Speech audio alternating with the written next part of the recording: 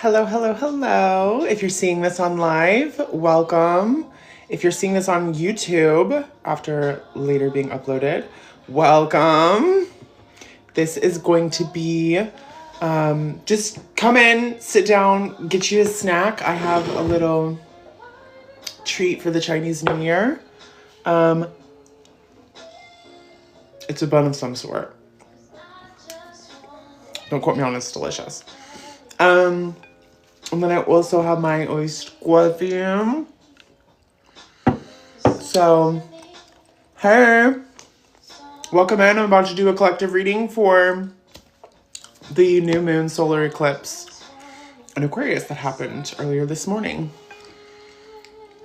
And we'll just get a general energy and astrologically of what we're coming into, because this is a big year of the fire horse. So let's get our sights set a little bit. And I just want to see what spirit wants to bring through for the collective around this new beginning. And this bun is so good, chatter. It's so good. I don't know what it is.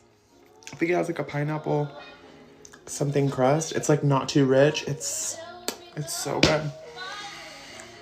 I have a chill little beatsy playlist going in the background, so hope you like that.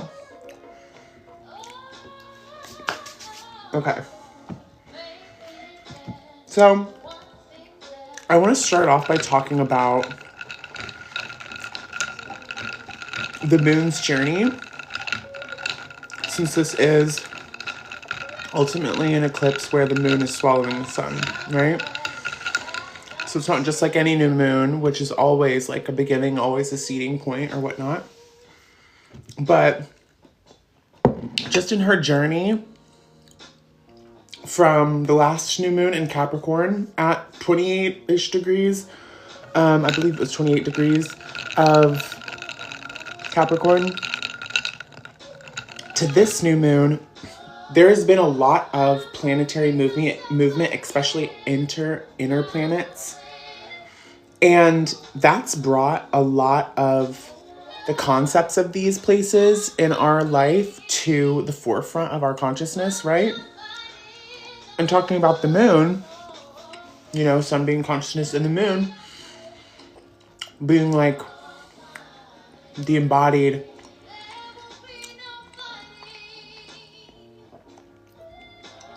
unconscious of it all.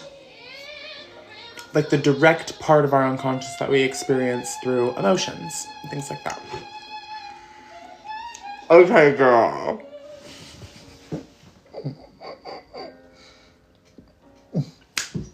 Sing it though, sister. Okay. Anyway, the moon has definitely been making her way through a big pileup of planets, and currently still is, since she's traveling through Pisces today, which is where the North Node is. So, a message I had received the other day, whenever I was prepping to do this reading, was I had done my little morning ritual up on my roof. I came back into my room. I was looking out my window at the fire escape across from me. And there was these little birds, these little pigeons, and they were just like bouncing around, and I'm like, oh, they're communicating. And then they were like nibbling at each other, and I'm pretty sure they did inseminate or whatever you want to call that. They do what animals do on the Discovery Channel. And so I was like, oh my God, they're lovebirds. It's so cute. And I literally proceeded to watch them for like 30 to 45 minutes. They were just sitting there going through all the stages of a relationship. It was so stinking cute. All the feels. It was very, very cute. Arguing, chit-chatting, mimicking, grooming, runner chaser, all the shit. You know what I mean? But they stayed there. They were committed to each other. They were in love. And you know what? I'm not here. I don't think I'm bringing that forth as a message to tell any of you to stick it through with something that you don't feel resonates with you. That's not what I'm saying. Or something that causes you harm or like distress or whatnot. You know, runner chaser dynamics aren't always actually that healthy, you know, things like that. But I still thought it was cute. And it also got me thinking about Venus and Mars throughout this whole process, right? From new moon to new moon, Venus and Mars have been dancing, right? They just stopped dancing like maybe like a week ago when Venus finally entered the sign of her exaltation, Pisces, where she gets to be all love and the epitome of love and all of this stuff. And Mars still behind in Aquarius. But at the last new moon, they had made their conjunction and they've just been kind of dancing back and forth. Along with the sun, consciousness, Mercury, our thoughts, our communications, the transitory nature of all things, really.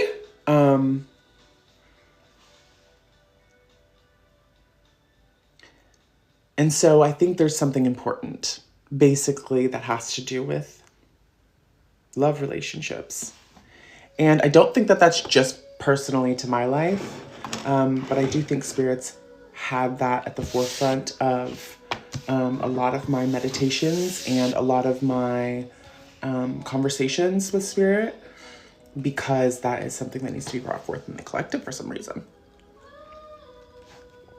Now, I did just do a collective reading on Valentine's Day, as well as a Valentine's Day reading.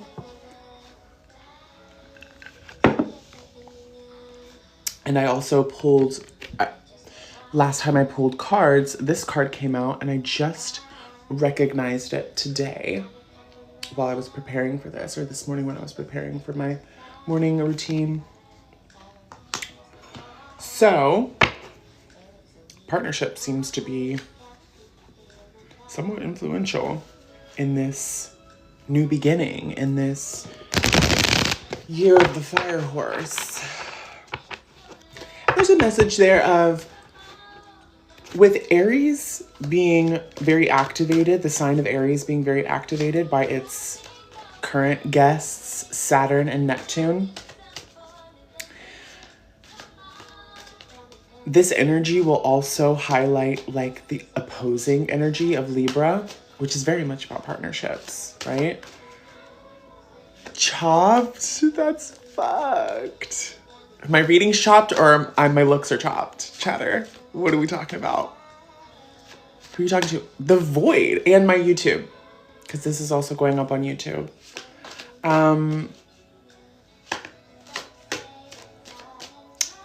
A chatter asked me who I was talking to. I don't know if you guys can see the comments on the recording, but we're interdimensional here. I'm talking to future viewers, to present viewers, all the good stuff. That bun is so good. I'm trying not to scarf it down, chat. Welcome. Hey, Melly. I'm doing a little collective reading for the new moon eclipse today. It happened earlier this morning around 7:30 Eastern time. I just want to ask Spirit to bring forth only the highest messages for everybody's good. If you're watching this, disclaimer, use your own intuition. Take what resonates, just like a guitar. If it makes a beautiful sound when it hits ya, take it. If it is kind of out, needs tuning, throw it. You know what I mean? Okay, with that said, Spirit,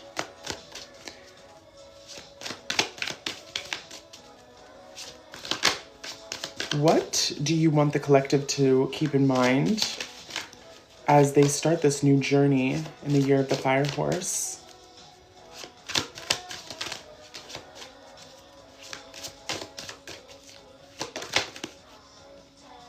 Okay, we got 8 of Stones, and it came out in reverse. 8 of Stones, and in this deck, it's skill, the word associated with it.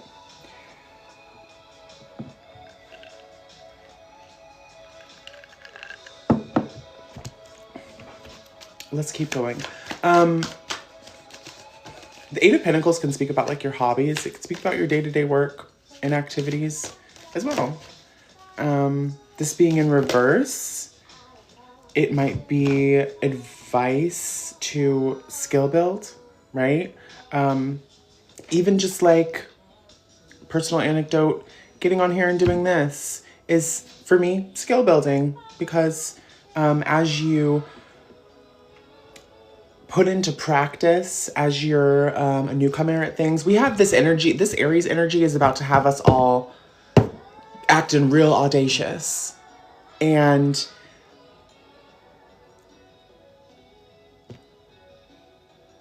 when you first start doing a thing, when you have the audacity to first start doing a thing, to take the first step towards your desire, which is very martial, which is very Aries, always taking steps forward and pursuing, right,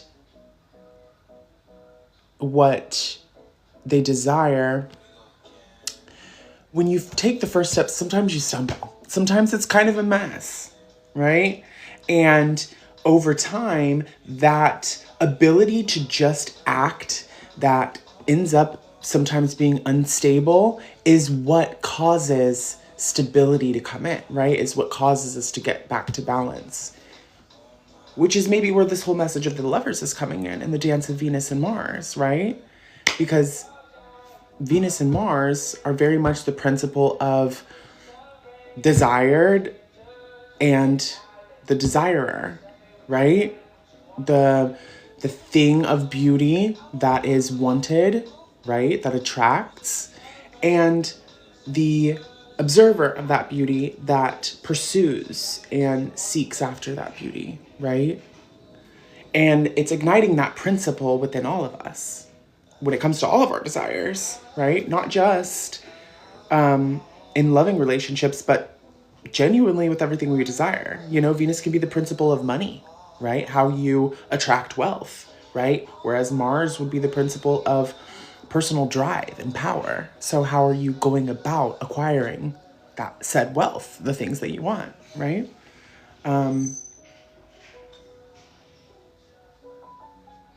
So skill building is the first message coming up, right? To have the audacity to be new at something, to have the audacity to be unskilled for a while you're building skill, right? Because you don't just go from unskilled to master. There's a whole process in between that necessitates not only consistent action and putting into practice these things, but a willingness to continually readjust with every obstacle, to hone skill, to hone craft.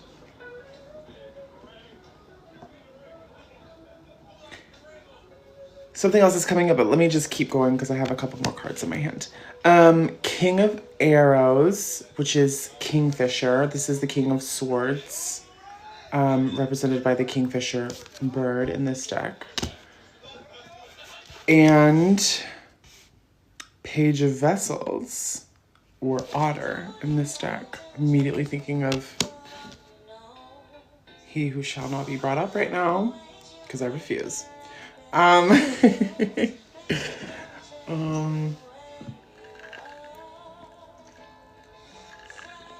So 2 court cards here.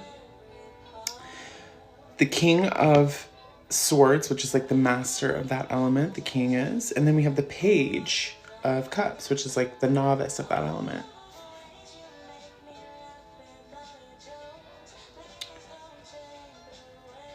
Let me tap into this.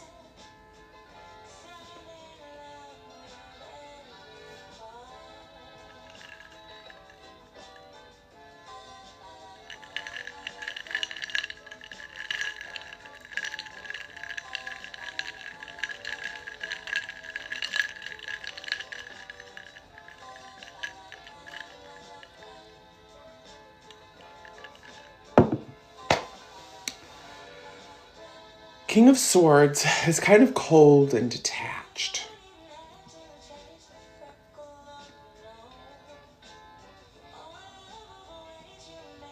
Very objective.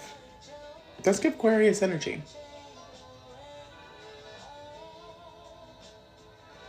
In the specific message in this deck, it's represented by the Kingfisher, because the Kingfisher is a bird that can, with extreme precision, like dart in and out of the water to catch prey. And there's kind of this message of being able to consciously weave in and out of really situations, but like your emotional state. Because the King of Swords, right? The mastery of swords energy, the mastery of mental energy reminds me of like Shiva, like the mastery of consciousness, right? You could even say Christ consciousness, right? But this very like Aquarian, higher minded form of consciousness that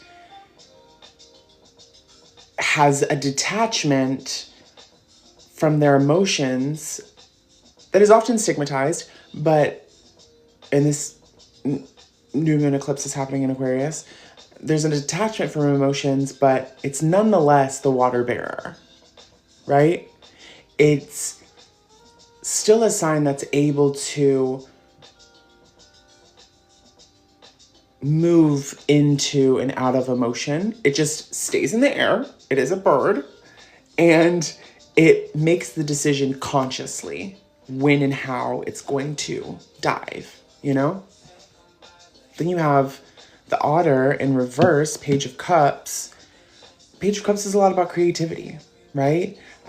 Page or Princess of Cups is known as like the seat of the Ace of Cups, right? It's where creativity, yes, it's a novice kind of an energy, especially when read like right next to a king, but it still has this like energy of artistry, but artistry as manifested into form like on the earth, right?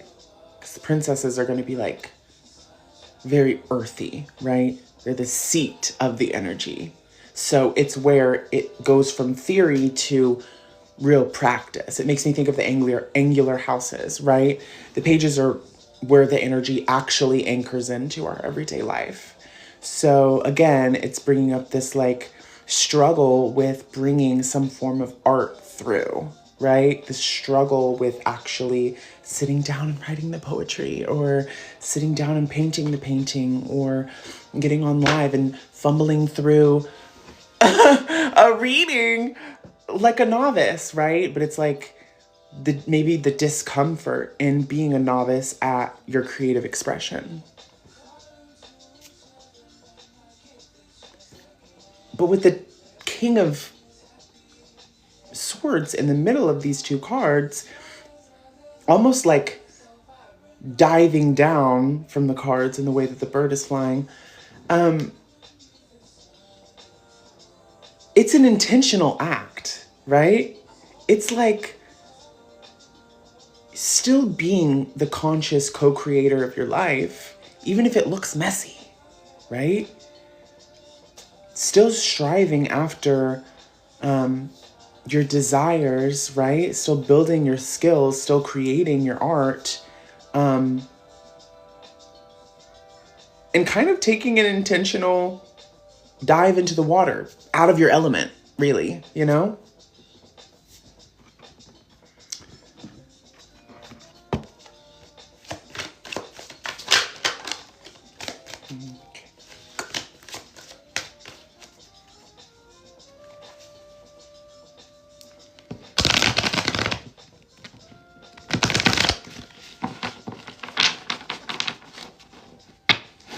Also, there's a message of like, with everything going on in the world, I understand that we're probably all very numb, and there's detachment and there's dissociation. So I just think, I guess I'll keep this too. I just think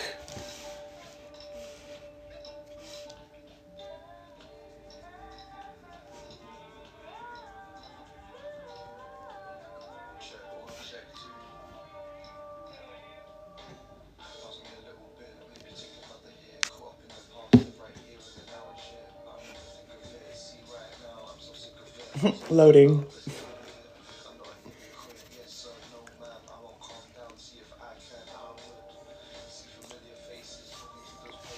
This is kind of fun.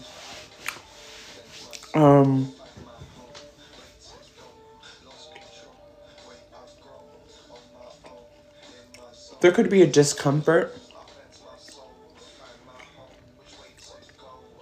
almost like an objectivity as form of survival, because the subjective reality where we create art from, right, is kind of overwhelmed by all of the external circumstances that we're living through.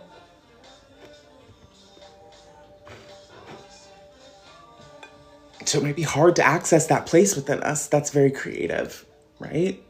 Because that place right now is currently dealing with some pretty heavy emotional energies from the collective or from our personal lives. Like, things are kind of in chaos, right? Some of the best art is made out of some of the most emotionally turbulent times. I will say that. Reminds me of a Renaissance, right? Okay. Then we have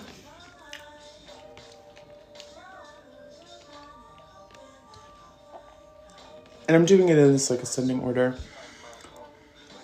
Then we have Ace of Bows, which is the spark of life. So basically Ace of Wands. This is the seed point of seed points.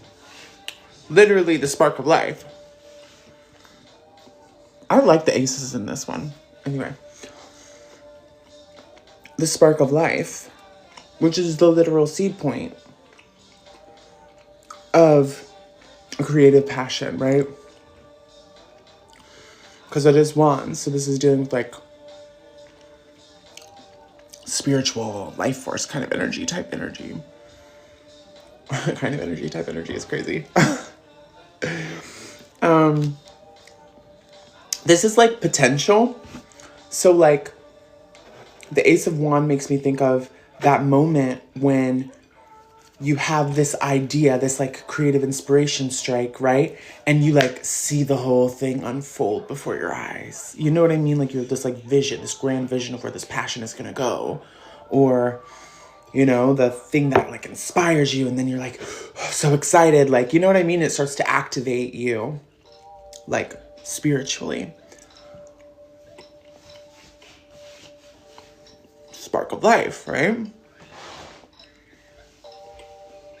Welcome. So,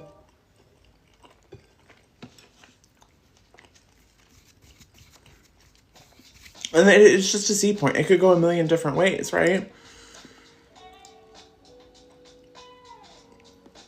Capitalizing on that energy. Ugh, I hate that word. Let me go back.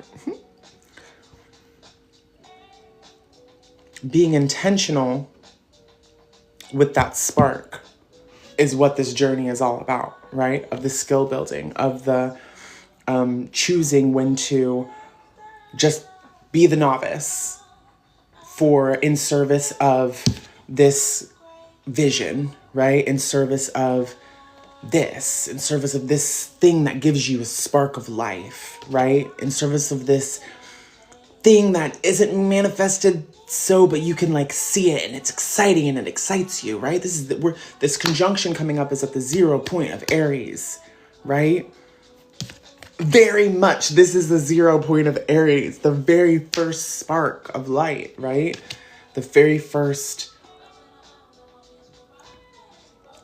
the catalyst. So all of this intentional skill building and practice and failure and discomfort, you know, at being new, is ultimately in service of whatever for you is showing up as a potential passion, right? An exciting new beginning. As well as we're sitting on the new year, the Chinese New Year of the Fire Horse today.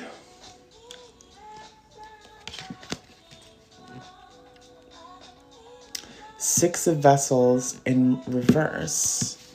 And this one is reunion.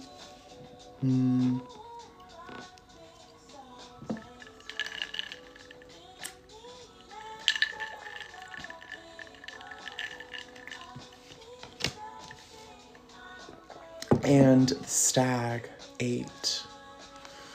What is the stag in this deck? Is it supposed to be strength or justice? One moment, please.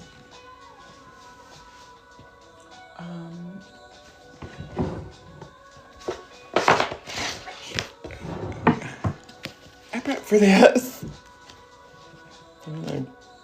Leave me alone. Okay, you do it. You get on here and do it. That's what I thought. I miss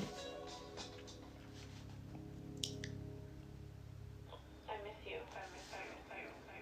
I've been thinking about you, and I've been thinking about our love and how much I miss you.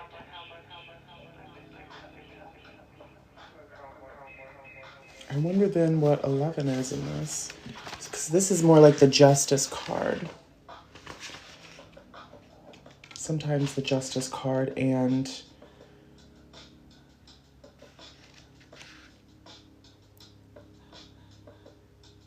yeah. Okay. So sometimes the Justice card and the Strength card in the Major Arcana are flipped. They're 8 and 11, but they are sometimes Justice is 11, sometimes Justice is 8, and vice versa. So in this deck, this specific one is talking about the Justice card, but as represented by the Stag.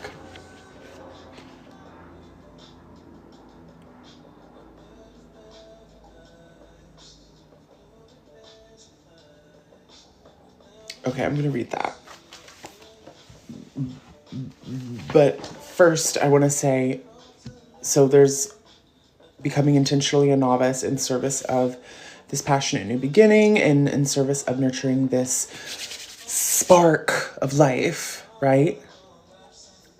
That you want to bring into fruition and to maturity, right? Because the goal is maturity, obviously. That's like the discomfort with being a novice, is there's like this, in this whole message, there's this like ideal of like being a novice versus being a master, right? Is this whole idea of, excuse me, practice makes perfect kind of energy.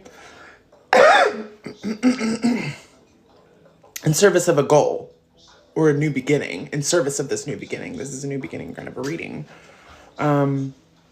Six of Vessels coming up as reunion is interesting in this second half of the reading with the Ace of Wands and then reverse Six of Cups and Justice. Because,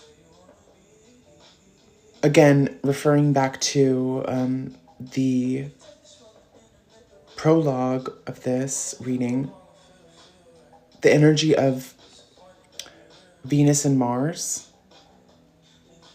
the lovers, right? These lovebirds is like this like balance that like is imbalanced sometimes and like kind of messy sometimes, right? But then also like is always getting back towards balance. Even in like the hymn to Aries or the hymn to Mars, They both very much start out in depictions of Aries and Mars as like this warrior god. You delight in bloodshed. You delight in the unmusical clamoring of metals and spears on the battlefield. Like, and we petition you to put down your weapons in service of, or put your weapons in service of Aphrodite and Demeter and Dionysus. Right?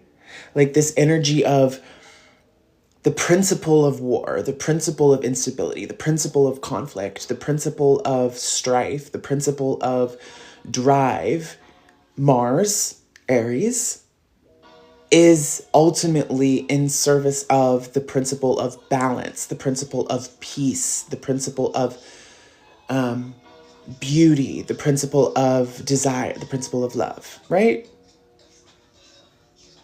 This reading very much, I understand, I'm like starting to understand, it's coming together, why Venus and Mars and their dance have been so impactful, or has been so highlighted in this reading, is because this is very much a very embodied, grounded way, because Venus and Mars are the like everyday principles, right? The everyday malefic and benefic.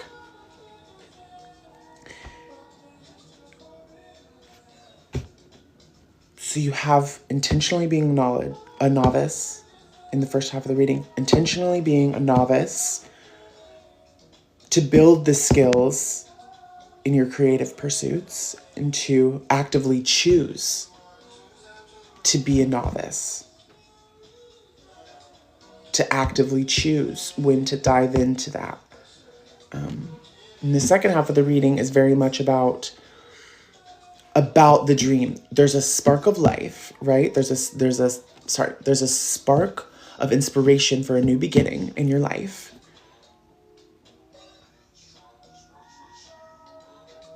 And part of carrying this out is going to be bringing back, this card is reunion, Six of Vessels. Part of it is going to be bringing back, just the word reunion alone is making me think of that intentional disruption in order to get back to balance, right? In order to get back into union with yourself. Maybe you've been really out of alignment with yourself. Maybe you've been really going with whatever you think is either for survival or whatever you think is going to get you more security in the future, or whatever you think is going to keep you from isolation or whatever, but it's like out of union with yourself, right? It's out of union with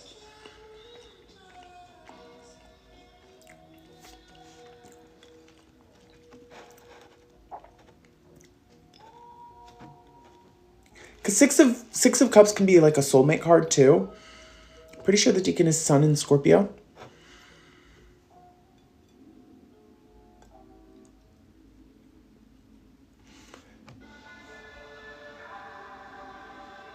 So this new beginning could possibly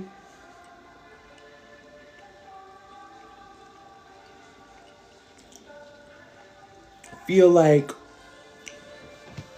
I want to say like being out of union with a past version of yourself, right?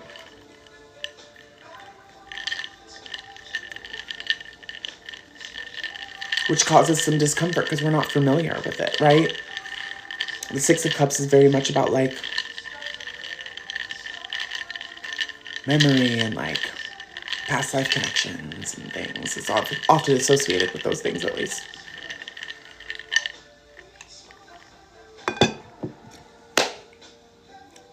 And it just makes me think of like, at every new beginning, at every birth, there is also death, right? And what makes something so unstabilizing, specifically in this reading, what makes something so destabilizing is that it's not familiar. You know, we don't know what we're going to get.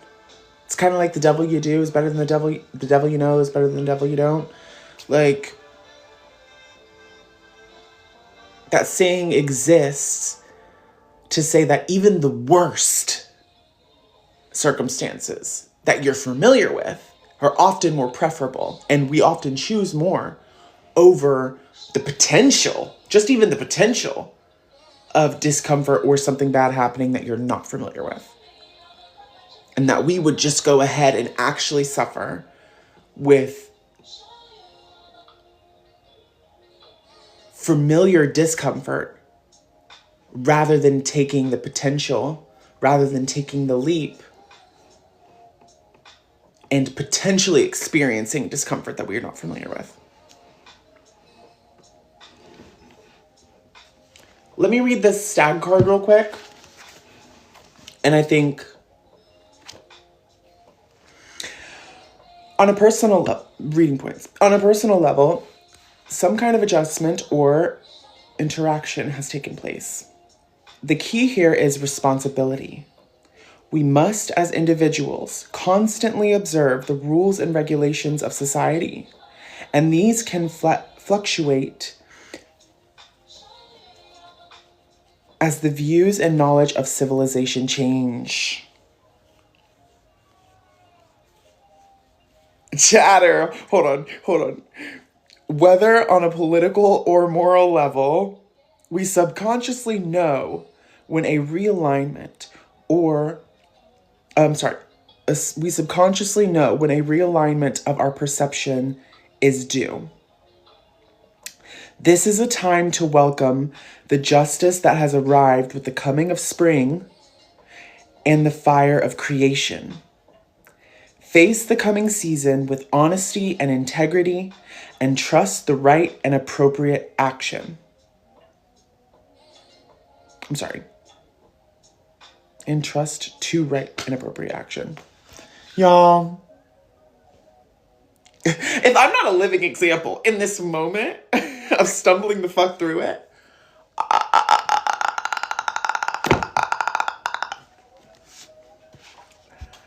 I think this is so interesting because there's a lot of like ancestry associated too with this specific card.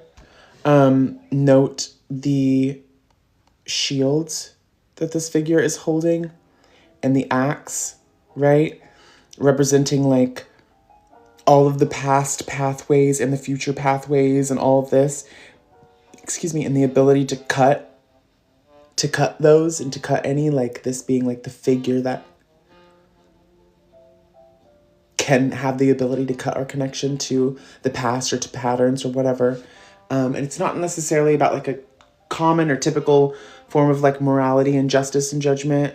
It's something like more deeper and ancestral. But I think it's very, very fitting, the wording in this last reading point section, because that's exactly where we are right now, right? The last reading I did was very much about the crumbling of belief systems and structures, right? And the whole Saturn and Neptune dissolving and rebirth point all at the same time. Like very fucking fast. You know? And so, excuse me, I think by mentioning the changes in the world, as well as the key word here is responsibility, right? There's that maturity, right? It's like when the world is shifting and everything is changing and like forcibly dissolved, the responsibility we have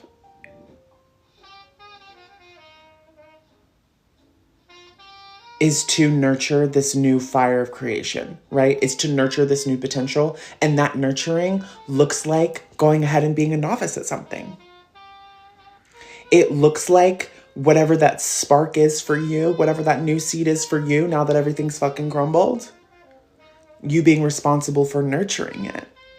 You being responsible for putting in the time and effort and all of the failures and mistakes and fumbles that it's going to take to get to that end point.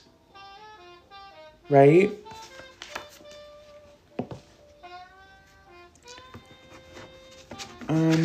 Let's get some oracle cards now.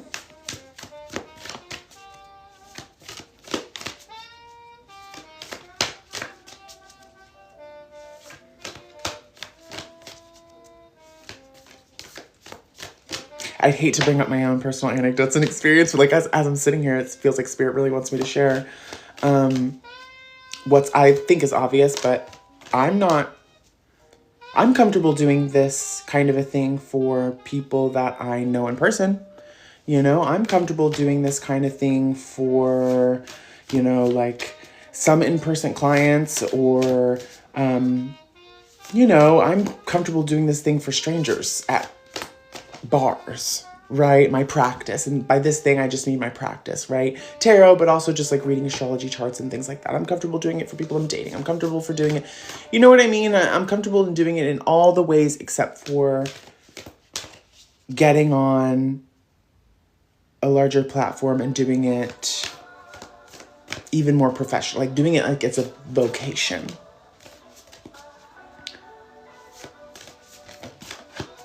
But for me, with all of the things going on right now in the world, for me, this whole energy of novice to master pipeline is getting on here and just fucking doing it. No matter how embarrassing it might feel at some moments, or no matter how imposter syndrome I might feel sometimes, right? Because like I get through it and I'm like, okay, just keep going. You just keep going. Okay, you stumble, you trip, you look a little silly. You just keep. And by the time you get to a certain point in it, you're like, you know, I might have stumbled through it, but I did it. I had the audacity, right? And now I feel even more confident with my abilities, right? Now I've actually walked in those shoes and I'm not going to break my ankles next time. Or I might just be able to strut better next time, right? I'm thinking of also seeing that walk. Okay, let's get a oracle card. Can you please get an oracle card for the collective? Encouragement for putting our goals and pursuits. Putting our effort into practicing our passions and going after our goals and pursuits. Prosperity. Wow.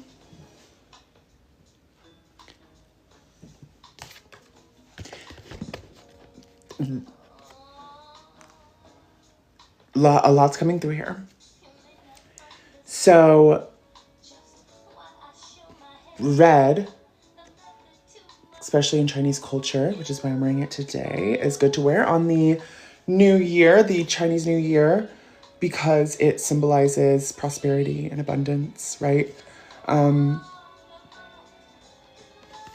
So with this being a new beginnings reading and with the context of what we've been talking about, anybody truly successful started out and made hundreds of mistakes on the way to that success. Anybody that was truly prosperous was a novice first, right? Especially lasting prosperity is done through tireless, I don't want to say tireless effort because I don't want it to be attached to draining yourself. It's just done with audacious action. Audacious action and the audacity to get up and keep on going. I have a friend that is an Aries stellium, and ever since we were little, like even before he doesn't like always totally identify with Aries, but he kind of can't help it because he's so Aryan. His biggest thing his whole life has been, I'll just keep going. My superpower is literally just keeping going. I will literally get up and go. You could be 100 times bigger than me. You could have every weapon. My instinct is to just keep on going. Because if I don't beat you in attribute, I will beat you in endurance. And that's the name of the game, especially with this brand new start of Saturn and Neptune in in Aries, right? In this theme of mastery and into prosperity, endurance. Just keep going, make the mistakes. You don't have to be the best. You just have to be the one that endures, right? Or one of the ones that endure.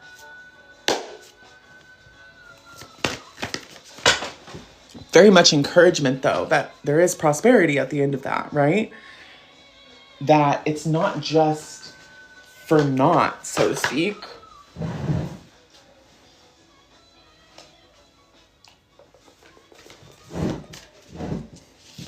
Tropes and gods. Let's get a clean shot, please.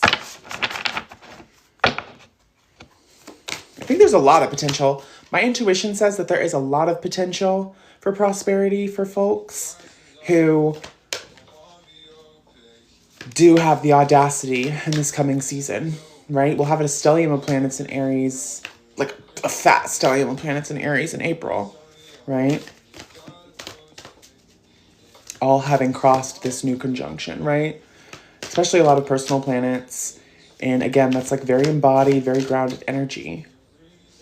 I say embodied and grounded, but what I mean to say by that is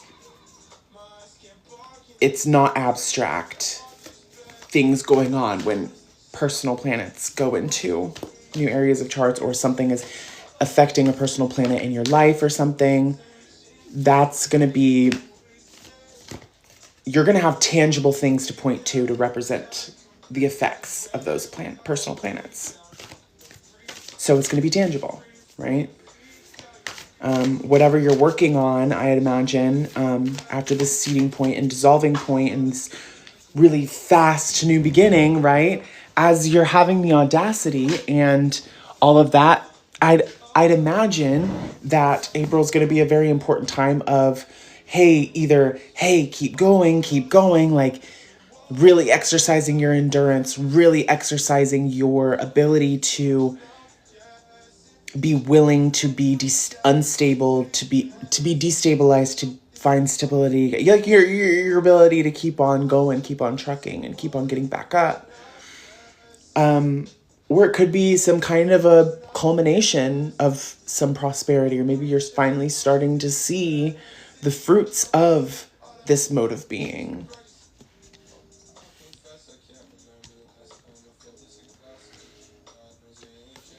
The other card that came out was Harmony.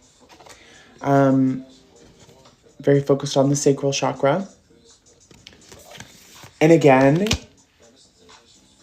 Harmony, Venus, right? Sacral chakra, womb space. It's just creativity.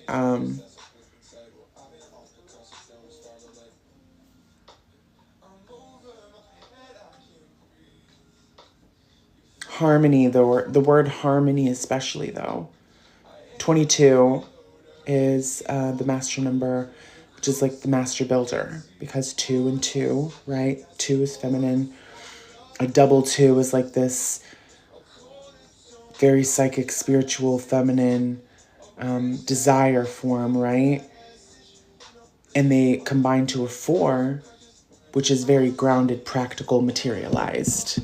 So it's like the master manifester, right? The master builder, right? They can take something from their imagination, from this spiritual place, right? From this fiery, watery place, and ground it into physical, tangible.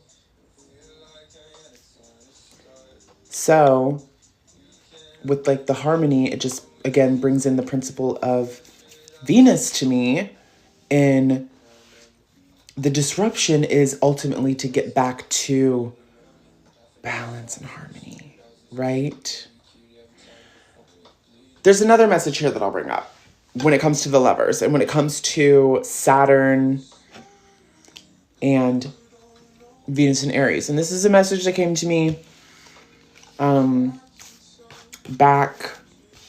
You can go back on my TikTok and go back to earlier January, mid-January, when we had the conjunction of, I think in that video I was specifically talking about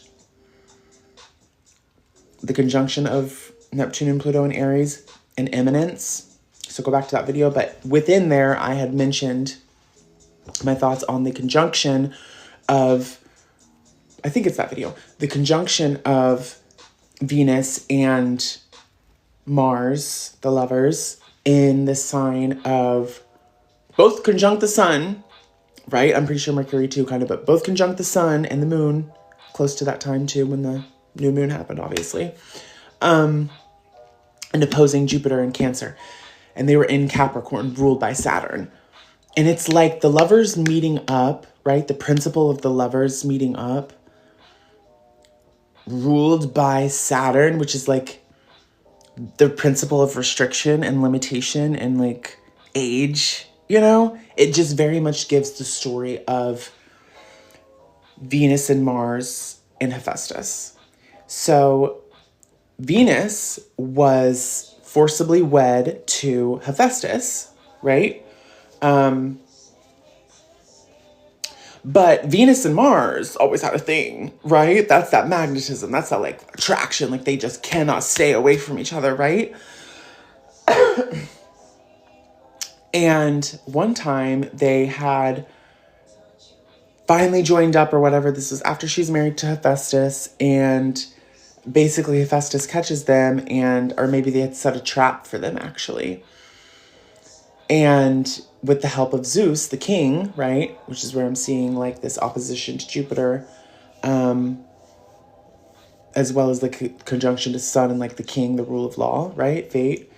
And they were basically like cursed to forcibly be apart, right? So to be polarized, which always is going to continue to clash, but every time the polar opposites come together, they polarize again, right? So it's like this constant, again, dance, right? But the interesting part is the Saturn rulership, right? The being in Capricorn of it all, the being opposite Jupiter of it all, where there's like the husband that she's actually married to, Hephaestus, is the old, like, he's like an old decrepit man. Like, he's like, but he's the god of craft and artificers, right? And he's married to Venus, and their only child in their whole loveless marriage was probably from the day that they conceived that child, probably when they consummated their marriage, kind of a thing. And that child is Harmonia in some texts. So it's like actual harmony comes out of the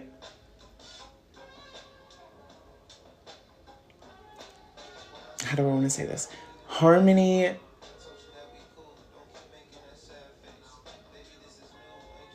comes out of the dedicated, non-glamorous building of skills, right? That's how you access love, Venus, in like the long term, right? That's how you bring forth beauty. I like to use like a musician, right? Constant hours of strumming nonsense, fingers callousing, right? It's not fun. It's almost loveless just to get to the beauty of the actual music that you're able to eventually bring forth, right? And that's like a skill, right? And it's the desire, it's your initial desire to want to do music, to be so interested in the music, to be so drawn to music, right? That Mars quality. And then getting close to it and being forced away from it, having to access Venus through Hephaestus, not Mars, right? Even though Mars is the thing that makes you want Venus so bad in the first freaking place. Just keeping that in mind. So, harmony as something that you reach through the skill building, the arduous skill building, right? That isn't necessarily, that is, but isn't necessarily separate from your desire for that thing, right? We have Saturn, very much a Hephaestus-like planet, going into Aries, you know? Almost, hey, let's team up to get to harmony, right? And Saturn having to teach Aries that lesson of, you can't access her like that. You got to do it like, you got to go through me. You want to get to her? You got to go through me, right? You want to get to prosperity and abundance and harmony, all that beautiful things that we all want in life, you got to go through me. Hard work, determination, effort, and Aries, and that Martian energy in us that desires it so bad. It's like, okay, fine, I will. Oh, I fucking hate it, but I will. Okay, whatever. And stumbles through it, but endures. I think that's a big part of the lesson that Saturn's coming to teach us in Aries as well. So, happy new beginning to everybody. This is the end of the reading. I hope you guys all have a wonderful year. Stay sane. Stay connected.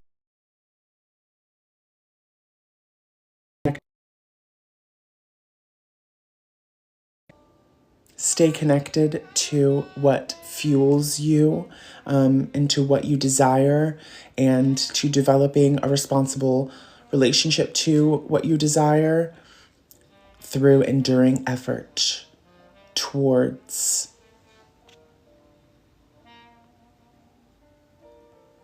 connecting with what you desire. Goodbye. Happy New Year.